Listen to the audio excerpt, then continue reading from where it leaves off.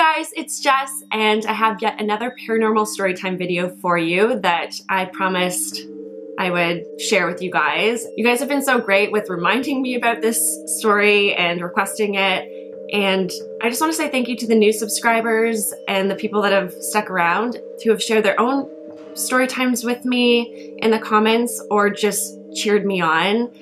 I really appreciate it, and if you do enjoy these videos, I would love for you to subscribe so that I just know to make more. Yeah, it means a lot to me. So this is going to be a story that is pretty dark, so be ready for that. I've known about it for years now. My parents shared this with me a long time ago, and I just actually got off the phone with them this morning, having everything fresh in my mind. It is 100% true. I would never make up a story on this channel by any means. I take the paranormal very seriously, if you know me. So yeah, strap in. I also wanted to share a paranormal story time from my childhood. Yes, I have those, and I will link those below, and I highly recommend that you watch one or both of those just for context before I tell you guys this one, but it's something I forgot to mention in those videos, so we're gonna start with that. Can't believe I forgot it. It's pretty terrifying and crucial. So without further ado, let's just get into it.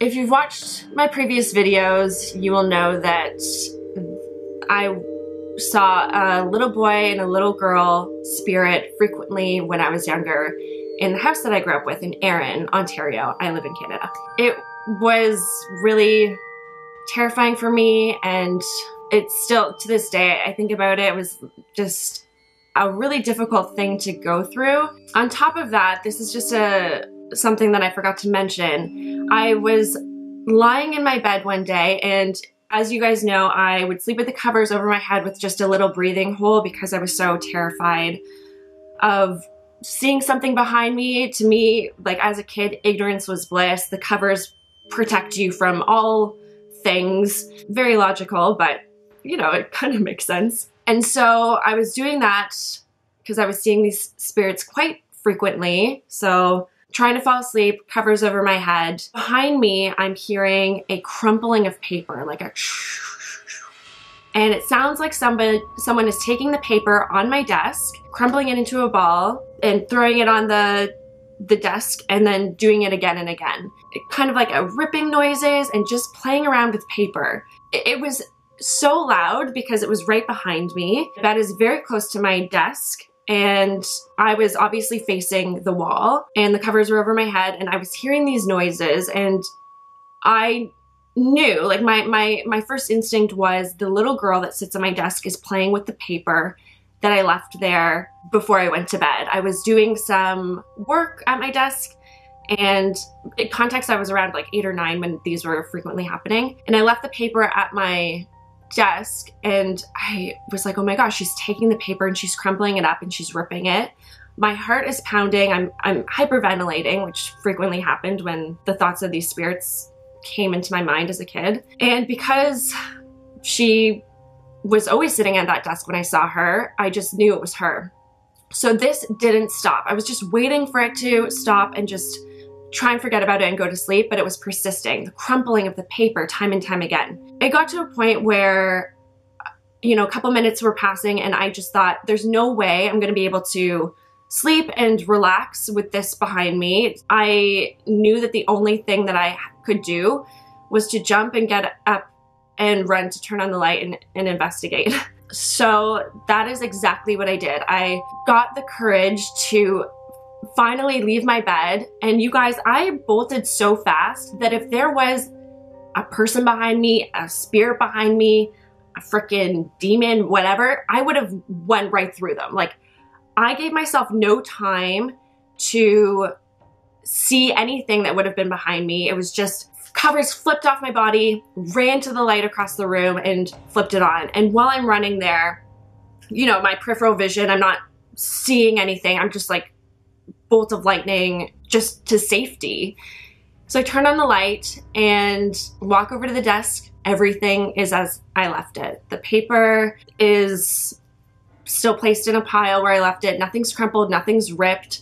It was just an unexplainable thing. To this day, I was really trying to, you know, pick apart the story when I remembered it, and I wanted to share it with you guys. I was like, is there any logical explanation for this? I can't think of one. If you guys can, let me know. But honestly, it was just clear as day. Somebody was behind me, crumpling paper, ripping paper, throwing it up, picking up another piece, crumpling it. I am not kidding you. It was terrifying, and because it wasn't my first encounter with spirits and ghosts, I knew, and I know in my heart of hearts, that that spirit was getting my attention through the paper that I left on my desk the night before. So that's the paranormal storytime video from my childhood that I forgot to mention in those videos, and I really wanted to let you guys know that that was just the icing on the cake with what was happening. I think the majority of you guys are here for this paranormal story time about my parents. It has to do with a dark spirit, dark entity. So if you guys are cool with that, then here we go. Before we moved to Erin, we lived in Orangeville, Ontario until I was around 5 or 6 years old. So I was young at the time. This didn't happen to me, it happened to them. To preface the whole story, my mom went to a psychic.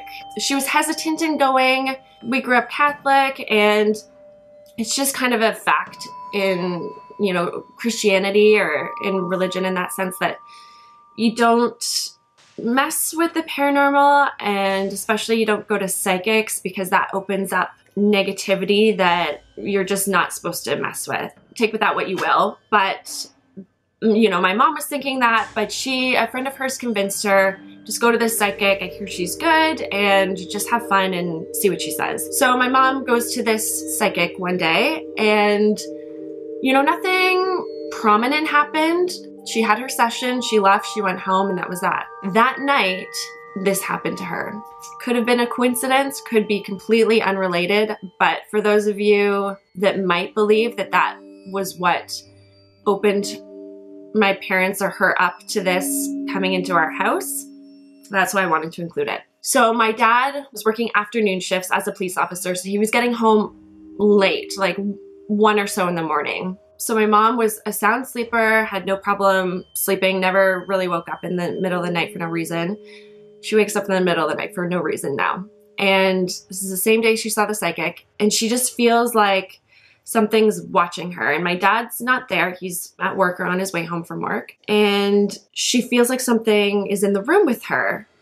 And she can't shake this feeling. So she kind of sits up a bit and she looks straight ahead. And at the end of the bed, there is a black entity, a figure of a spirit. I don't even like to use the word spirit because it was black. So entity kind of correlates more so with a negative, you know, thing.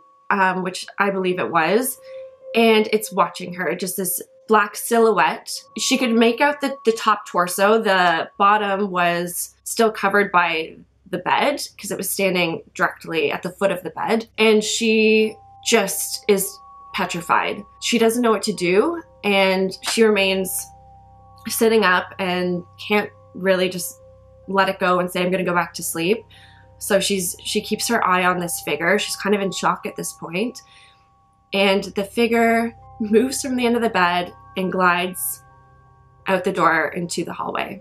I'm not too sure how much time passed between when my mom saw this figure and when my dad got home, but this entity makes its way into the hallway from what she knows, and she doesn't follow it. She's not gonna mess with that. My dad walks through the door thinking nothing of it. It's just a regular, you know, 1 a.m. or so time that he gets home from work. He starts to make his way up the stairs to go to bed, and he makes his way about 3/4 of the way up the stairs. He has maybe 7 or 8 steps to go before he reaches the top of this kind of circular staircase. And he feels like he stops, and he feels like something's not right. I feel like I'm being watched.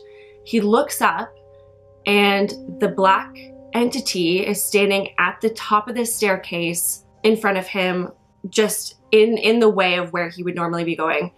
My dad is terrified. Like, my parents aren't thinking of the paranormal on a regular basis. This is completely out of the ordinary for them. My dad is, you know, is shocked, and because he was already committed to walking up the stairs, he's about 3/4 of the way there.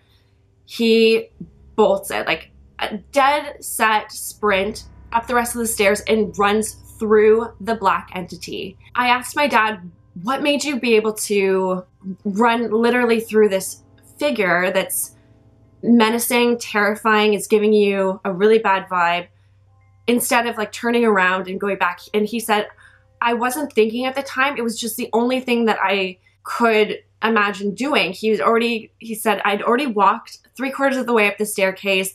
I didn't know what else to do, and I didn't know if it was gonna stay or go. Like, I wasn't even thinking, and I just deadbolt ahead and went right through it.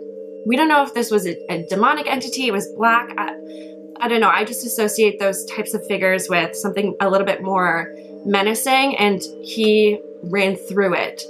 So he runs into the bedroom and he's breathless. He flips on the light, like not even caring that, you know, my mom might be sleeping. And my mom isn't sleeping. She's sitting upright in bed. Like she was in that position when he arrived in the room. And he said she looked terrified.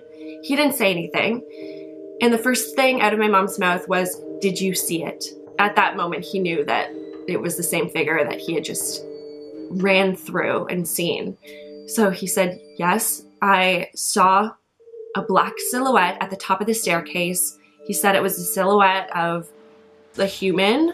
You couldn't make out the features. It was just black. He told her that he was terrified, ran through it, what happened.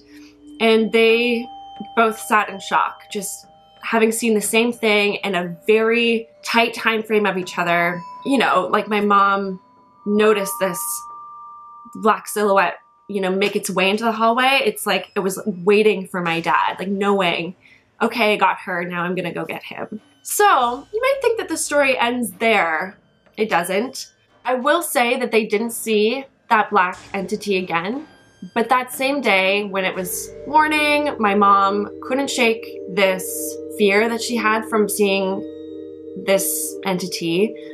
So she went to my aunt's house that day, and they're sitting, she's talking to my aunt about what she'd seen. My aunt is a Christian and, you know, obviously is listening to my mom, believing in what she's saying, but she's like, I have a friend that might be able to make sense of this for you. So they call my aunt's friend, and my aunt hands my mom the phone, and my mom's just talking to this person she doesn't know, just hoping to make sense of what happened to them previously. She's telling this woman about everything, and this woman is saying, you shouldn't have seen that psychic. Like, it opened up something to latch onto you and to come home with you. And while she's saying this, and this woman is warning her of like, you shouldn't have done that, the phone starts to crackle and starts to disconnect and going, and she's like, hello, hello. And they get disconnected. Out of nowhere, weather's fine, everything's fine, like just disconnected for no reason. Whether or not you believe it was paranormal interference or this black entity kind of cutting their phone call short because this woman was, you know, warning my mom from something, and it might have just been like, nope, I don't want you to hear what she's gonna say. Or it could have just been a, yes, I am here and I'm making myself known again with you in my aunt's house. That wasn't the first time that disconnect on the phone had happened.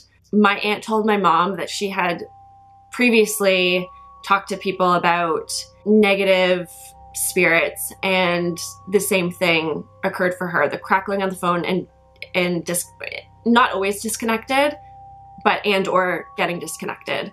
So with that not being the first time that it happened to, you know, the woman my mom was talking to, or my aunt, it was the icing on the cake with the signs pointing to paranormal interference. I mean, that's where my mind goes.